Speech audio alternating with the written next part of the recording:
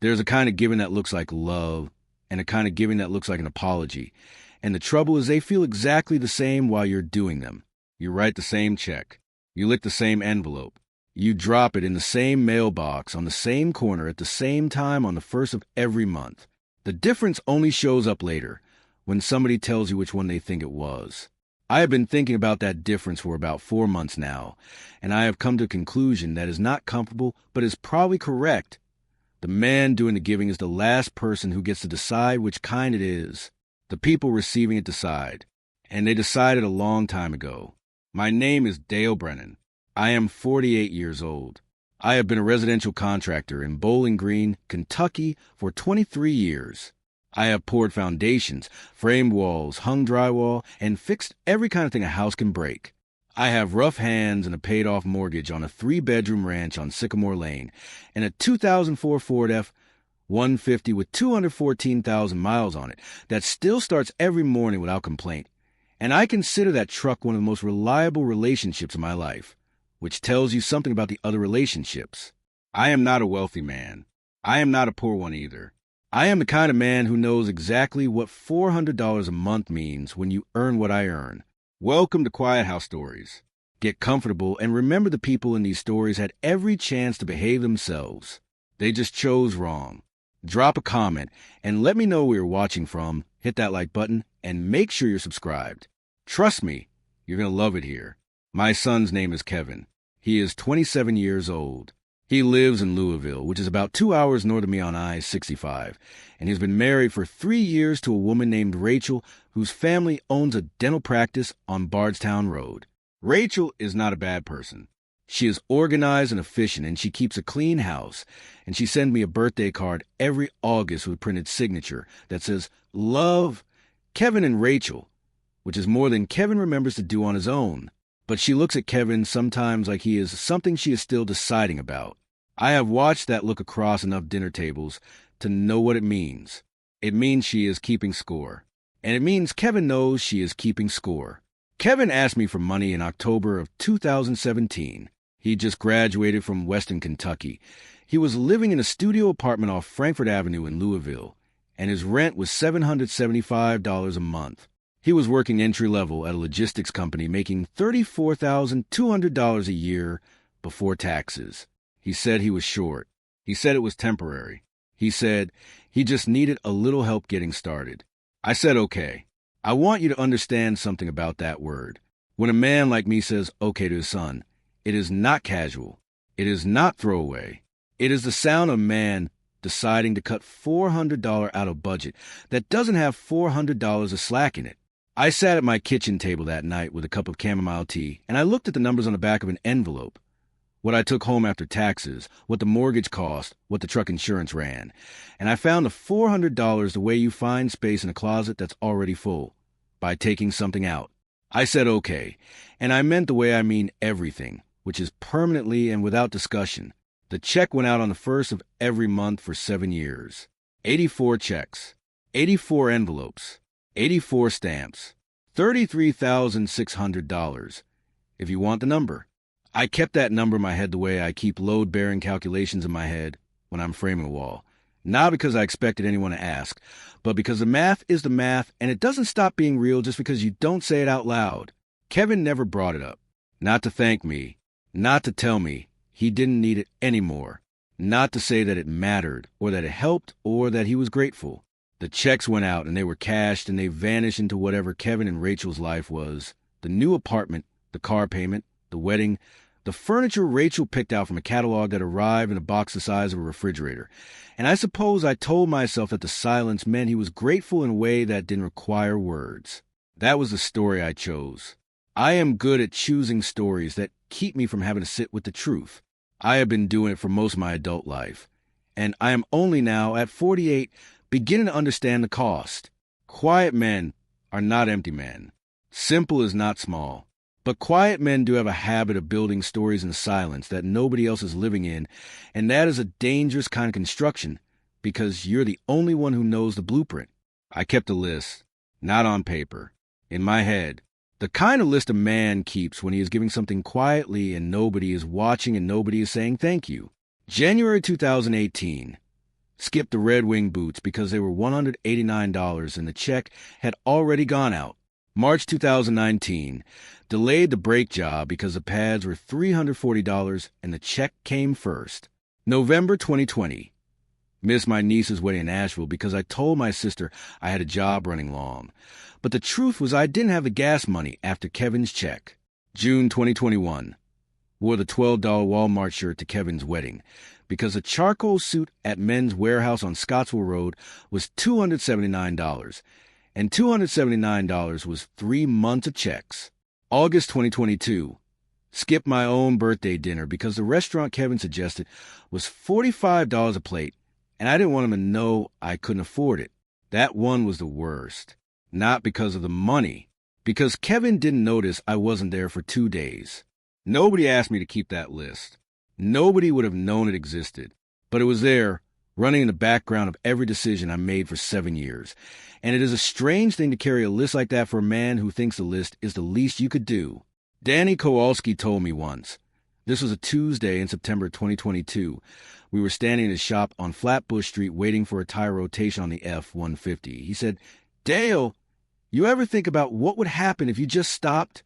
I said no. He said, "You should." He went back to the tire. Danny has known me since our boys played Little League together in the summer of 2007. His boy Tyler and Kevin played shortstop and second base on the Bowling Green Bats, and neither one of them was any good, but they loved it. And Danny and I sat in lawn chairs behind the backstop every Saturday morning and drank gas station coffee and talked about nothing. That was 17 years ago. Danny's shop has been on Flatbush Street for 22. He threw in a set of wiper blades that day because that is the kind of man Danny Kowalski is. He fixes what he sees without being asked, and he doesn't keep a list about it. I should have listened to him a lot sooner than I did. The thing about patience is it doesn't feel like patience while you're inside it. It feels like giving. The difference shows up later, in what the other person does with the quiet. Thanksgiving was at Rachel's parents' house this year. Her mother, Diane, set a long table in the dining room with cloth napkins and real silverware, and a centerpiece made of dried eucalyptus and white candles that looked like it came out of a magazine. The house was in a subdivision called Hurstbourne Estates, and it had a 3-car garage and a kitchen island the size of my dining table and a wine refrigerator built into the wall, which I thought was a remarkable thing to own. I wore clean jeans and a flannel shirt I'd ironed that morning. I drove 2 hours on I-65 with a pecan pie on the passenger seat that I had made from Linda's recipe the night before. Linda was my wife. She passed in 2019. Pancreatic cancer. Fast and terrible and final. She made the best pecan pie in Warren County, and I have been making it from her recipe card every Thanksgiving since, and it is never as good as hers was. But it is close enough that the making of it feels like talking to her. I sat at the end of the table next to Rachel's uncle, a retired insurance adjuster named Phil who talked about his pontoon boat for 40 minutes. And I was fine with that because I have been nodding politely at people for 48 years, and it is perhaps my second best skill after pouring a level foundation. The conversation moved around the table the way it does. Kevin was sitting across from me, 3 seats down, wearing a sweater that looked like cashmere. Rachel was next to him. Rachel's father was at the head of the table carving the turkey with a knife that cost more than my truck payment used to. Everything was fine. Everything was exactly what it was supposed to be. And then Diane asked Kevin how he'd managed the down payment on the new car. Kevin smiled. He has my mother's smile, which is wide and easy and makes you trust him whether or not he deserves it. He said, "Well, my dad helps out a little." He paused. He looked at Diane, not at me. Sends a check every month. It's the least he could do, really, after the childhood he gave us. I want you to sit with that sentence for a second. The least he could do, after the childhood he gave us. Rachel's family laughed. Not a cruel laugh. An easy one. The kind of laugh that says, "Oh, that's nice. Isn't that sweet? How generous." Kevin laughed too. He didn't look at me. He didn't have to. He'd already said what he believed, and the room had already agreed with him. And the conversation moved on to Rachel's brother's promotion, and I was still sitting there with my fork in my hand, and $33,600 worth of silence in my chest, and a pecan pie I'd made from my dead wife's recipe cooling on the counter behind me. I did not say a word. I am not a dramatic man. I don't make speeches. I don't slam doors. I don't need the last word. I just need the information. And Kevin had just given me all of it. I drove home that night on I-65 in the dark with the radio off and the heater running and both hands on the wheel. The F-150's headlights cut a narrow line down the road, and I watched it, and I thought about what Kevin said, and I thought about what he meant, and I thought about the 84 checks, and I thought about the $12 shirt I was wearing at his wedding, and I thought about Danny Kowalski saying you should think about what would happen if you just stopped. I got home at 9:47 p.m. I pulled into the driveway, and I turned off the engine, and I sat in the truck for 11 minutes. I know it was 11 because I watched the dashboard clock go from 9:47 to 9:58 before I moved. The windshield fogged up slow for my breathing. Down the street, Mrs. Hayward's porch light was on the way it always is. A dog barked somewhere 2 blocks over and went quiet. The radio was off, but I could still hear Johnny Cash in my head, the way you do when you've listened to the same station for 30 years, and the songs just live in the truck now whether you turn it on or not. I sat there, and I looked at my hands on the steering wheel. Rough hands, working hands, a callus on the right index finger from 23 years of gripping a framing hammer. Hands that had written 84 checks to a man who thought they were the least I could do. I picked up my phone. I set it face down on the passenger seat.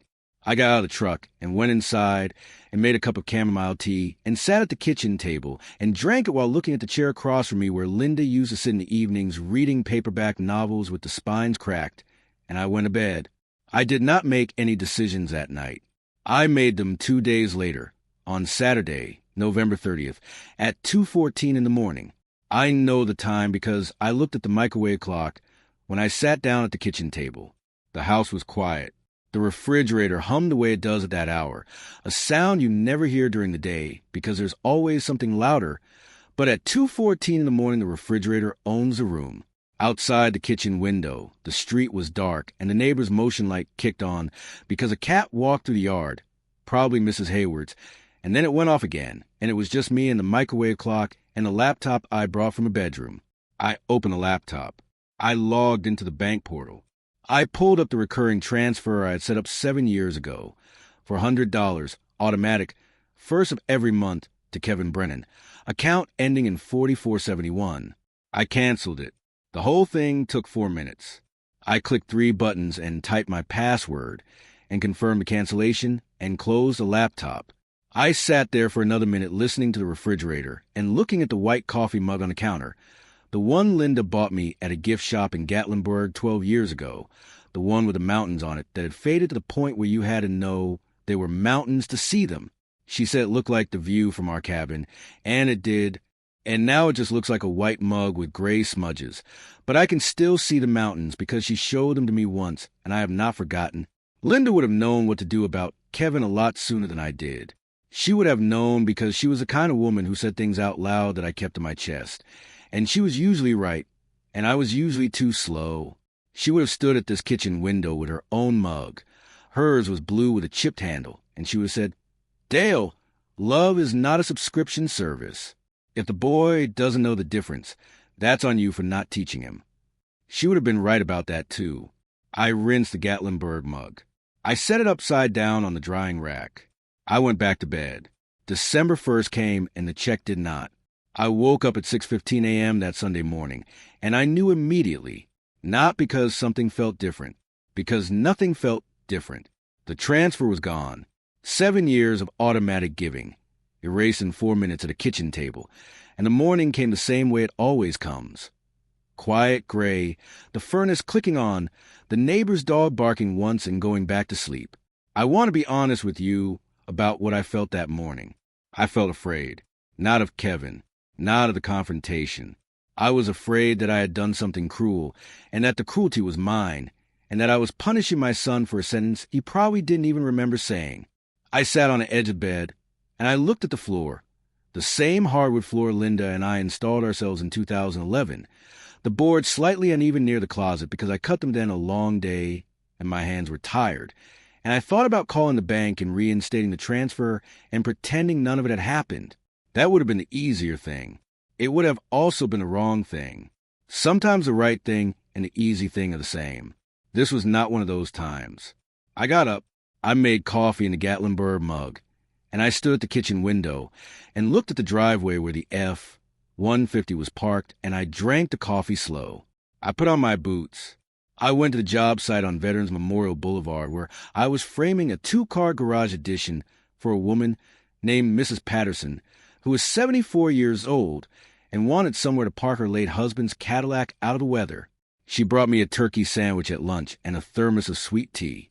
I ate the sandwich sitting on the tailgate of the F-150 in December air that smelled like cut lumber and coming rain, and I didn't think about Kevin for 3 hours, which was the longest I'd managed since Thanksgiving. Some men measure their worth by what they build. Some measure it by what they're willing to stop building when the foundation turns out to be someone else's convenience. I was learning at 48 which kind of man I was. I called Danny Kowalski that Saturday morning, December 7th, at 8:03 a.m. I was standing in my garage looking at the workbench Linda and I had built together the summer before she got sick. Pine top, 2x4 legs, a vise I bought at a farm auction for $35 that has never failed me. Danny picked up on the second ring. I told him what happened at Thanksgiving. I told him what I did on November 30th. I told him I was scared I'd done the wrong thing. Danny was quiet for about 10 seconds. Then he said, "Dale, that boy's been cashing checks for 7 years and calling it a childhood tax. You didn't do the wrong thing. You just did the late thing." I said, "What if he doesn't call?" Danny said, He'll call when the money doesn't show up. And when he does, you'll know whether he's calling about the money or about you. That'll tell you everything." Danny Kowalski is the kind of friend who tells you the truth in short sentences and doesn't make you feel small for needing to hear it. I have known him for 19 years. He has never once let me down. Kevin called on December 3rd. I didn't answer. He called again on December 5th. I didn't answer. He texted on December 8th. "Hey, Dad, just checking in. Did the transfer go through this month? My bank's not showing it." I read the text. I read it 3 times. Did the transfer go through? Not "Are you okay?" Not "Happy holidays." Did the transfer go through? I set the phone face down on the kitchen counter. I made a pot roast from Linda's recipe, the one she wrote on an index card in 1996, and taped it inside of the cabinet above the stove. The card is yellowed now, and the edges are soft from steam, and her handwriting was small and precise, and she abbreviated tablespoon as TB and teaspoon as T, and there's a grease stain on the corner from the time she made it for Kevin's 8th birthday, and he ate 3 helpings and told her it was the best food in the world. He was 8. He meant it. I don't know exactly when he stopped meaning things like that, but I know it was sometime after the check started and before the sentence at Thanksgiving, and that is a window I should have been paying closer attention to. I ate the pot roast alone at the kitchen table with cornbread and a glass of water, and I listened to the house be quiet, and I did not respond to the text. He called on December 10th, December 11th, December 12th. He called twice on the 13th, 3 times on the 14th. On December 15th, a Sunday, he sent a text that said, "Dad, are you okay? Rachel is worried. Please call." I read that text carefully. Rachel is worried. Not Kevin is worried. Rachel is worried. I set the phone on the counter. On December 16th, he left a voicemail. I listened to it that evening, standing at the kitchen window with the Gatlinburg mug in my hand. Kevin's voice was tight. He said, "Dad, this isn't funny. We have bills. I don't know what I did, but you need a pickup. Call me back." He did not say please. He did not say I'm sorry. He said you need to, which is a phrase that tells you everything about what a man thinks a relationship is. You need to, as if the giving was an obligation with terms he could enforce. I deleted the voicemail. I did not listen to the other 6. By December 19th, my phone showed 41 missed calls from Kevin and 7 voicemails I had not listened to. On December 19th, a Thursday at 6:22 p.m., Kevin drove down from Louisville. I know, because I heard the car pull into the driveway. A different sound in the F-150, higher and lighter. The sound of a car that somebody else is making payments on with help from a check that isn't coming anymore. I was sitting in the kitchen. The pot roast leftovers were in the refrigerator. The Gatlinburg mug was on the counter. I had been reading a library book about covered bridges in Kentucky, which is the kind of thing I do now that Linda is gone and the evenings are long and the house holds its quiet like a glass holds water, all the way to the top, perfectly still, until somebody walks in and bumps the table. Kevin came through the front door without knocking. He walked into the kitchen and stood there and looked at me, and I could see it on his face. Not concern, not worry, not the face of a man who thinks his father might be sick or hurt or in trouble. It was the face of a man who wants to know where his money went. "Dad," he said, "what's going on? I've been calling for 3 weeks." I closed the book. I set it on the table.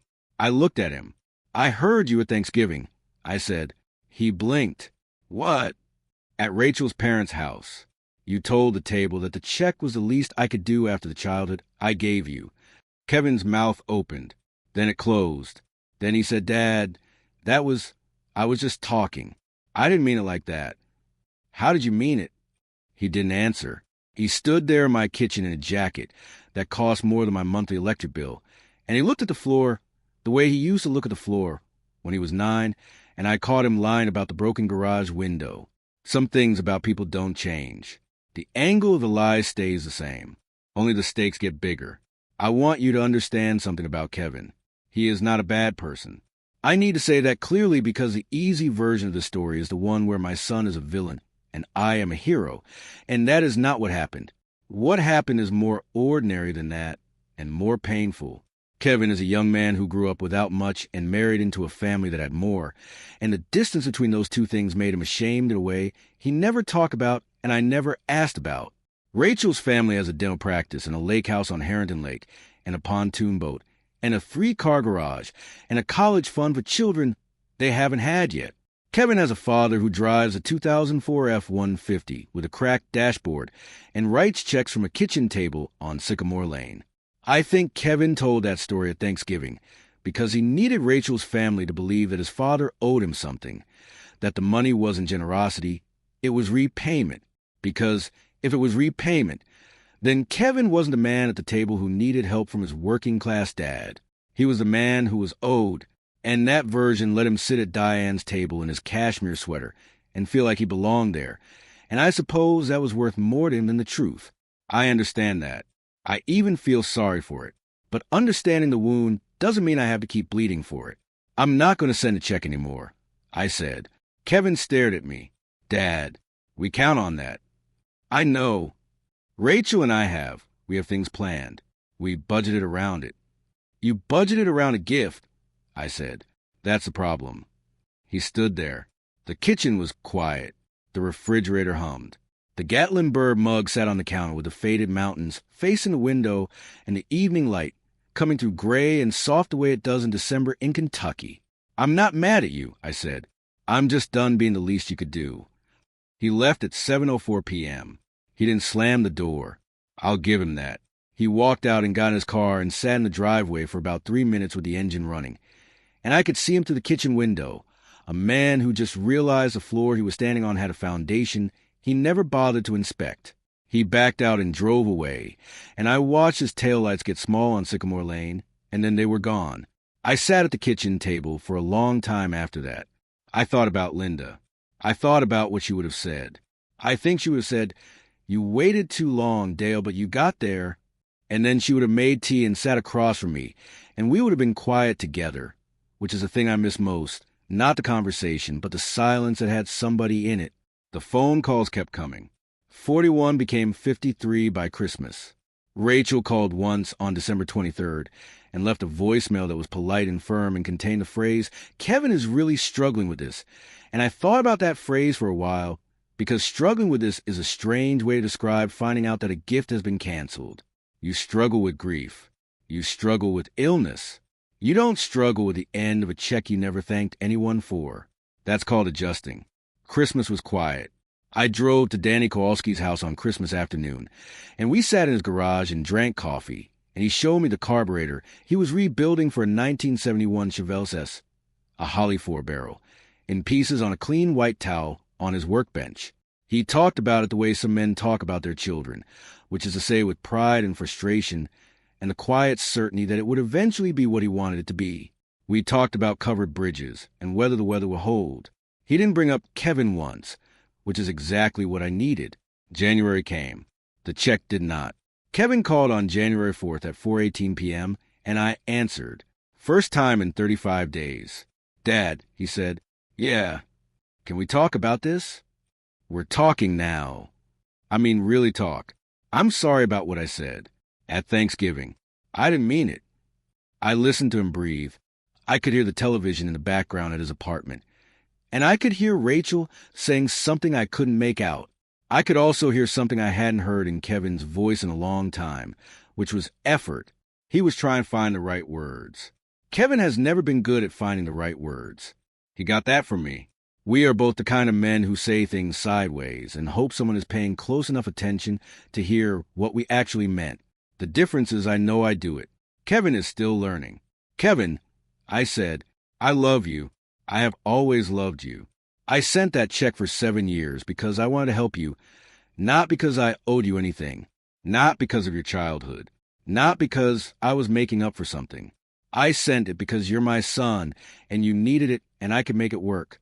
If you understand the difference between a gift and a debt, we can talk. If you don't, we can try again later. I'm not going anywhere." He was quiet for a long time. I could hear the television go off. Rachel's voice stopped.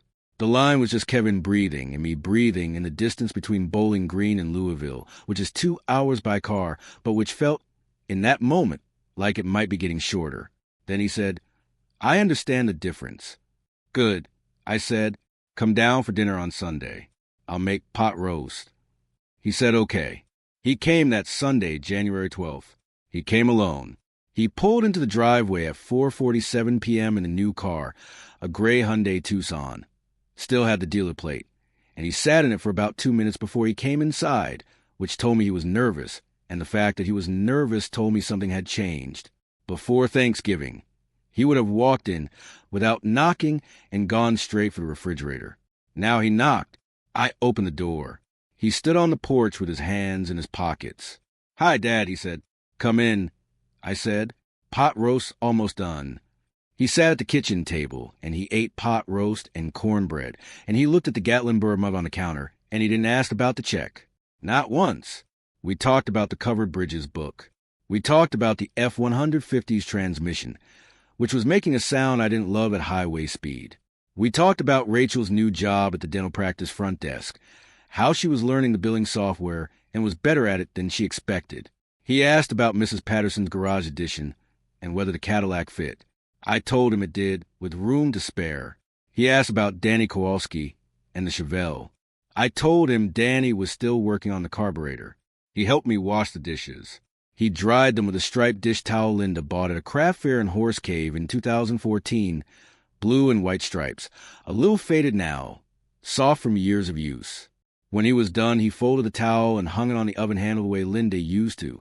And I don't know if he remembered that was how she did it, or if it was just the obvious place to put it. But either way, it landed on me like a small, quiet thing that I will carry for a while. He left at 8:30 p.m., and he hugged me at the door, which he hasn't done since he was 19. The check has not come back. I don't know if it ever will. That is not a decision I need to make tonight, or this month, or maybe ever. Some doors don't need to be closed or opened. They just need to be unlocked. And you let the other person decide whether to walk through. It is March now. The pot roast goes in the oven every Sunday at 2 p.m., whether anyone is coming or not, because the making of it is the point, not the company. Kevin comes down from Louisville twice a month. Sometimes Rachel comes. She brought a bottle of wine last time, which she set on the counter without ceremony, and I thanked her, and we drank with dinner, and she looked at me across the table without the scoring look, which is the first time that has happened. I think it means Kevin told her the truth about the childhood he actually had, which was not glamorous and not wealthy and not easy, but which included a father who showed up to every single one of his little league games in a lawn chair he brought himself, and who wrote 84 checks he never once mentioned, and who wore a $12 shirt to his son's wedding, because the alternative was not sending a check, and the check always won. I am sitting on the porch on Sycamore Lane. The rose bushes Linda planted in 1995 are considering whether to bloom. They do this every March, a slow negotiation with the weather that takes about 3 weeks, and Linda used to stand at the railing and talk to them like they could hear her, and maybe they could, because they have bloomed every year since, even the year she didn't come back to see them. The F-150 is in the driveway. The Gatlinburg mug is on the railing next to me, half full of chamomile tea that has gone cool. I gave my son $33,600 over 7 years, and the thing that changed us was not the giving and not the stopping. It was the silence between the two. The 7 years I spent telling myself a story about what the checks meant, and the 4 months I spent sitting with what they actually meant, which was that I had been loving my son in a language he didn't speak and blaming him for not being fluent. That silence cost me something. It cost me the version of my son who thought his father's love was a debt and not a choice.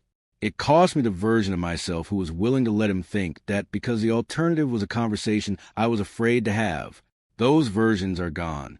I am not certain the ones that replace them are better yet, but they are more honest, and at 48, that is the only currency I have left that hasn't been devalued by someone else's accounting.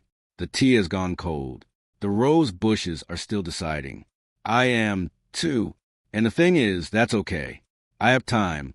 And for the first time in 7 years, the first of the month doesn't cost me anything except the day itself, which I plan to spend right here on this porch, with this mug, watching the roses make up their minds.